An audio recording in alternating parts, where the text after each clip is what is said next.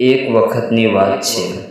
એક જંગલમાં એક ભયાનક વાઘ રહેતો હતો. એ જંગલના બધા પ્રાણીઓ તેને જોઈને ડરતા હતા. એક દિવસ વાઘને બહુ ભૂખ લાગી. એ ખોરાકની શોધમાં જંગલમાંથી બહાર નીકળ્યો અને નજીકના ગામમાં પહોંચી ગયો. ત્યાં તેને એક શાંત અને નિર્દોષ ગાય દેખાઈ. ગાય ઘાસ ચરી રહી હતી.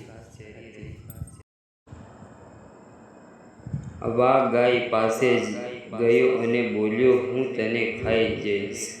મને ખૂબ ભૂખ લાગી છે."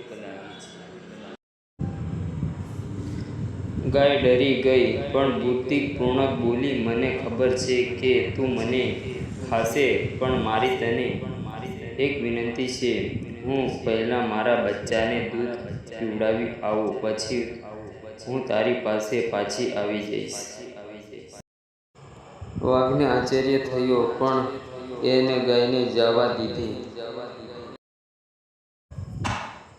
ગાય પોતાના બચ્ચા પાસે ગઈ, તેને દૂધ પીવડાવ્યું અને વચન મુજબ ફરીથી વાઘ પાસે આવી ગઈ. વાઘ ગાયની સચ્ચાઈ અને વચનબદ્ધતા જોઈને આશ્ચર્યચકિત થયો. એણે વિચાર્યું, આવી સાચી અને ઈમાનદાર ગાયને મારવી યોગ્ય નથી. એ દિવસથી વાઘે કોઈ નિર્દોષ પ્રાણીને નુકસાન કરવાનું બંધ કરી દીધું.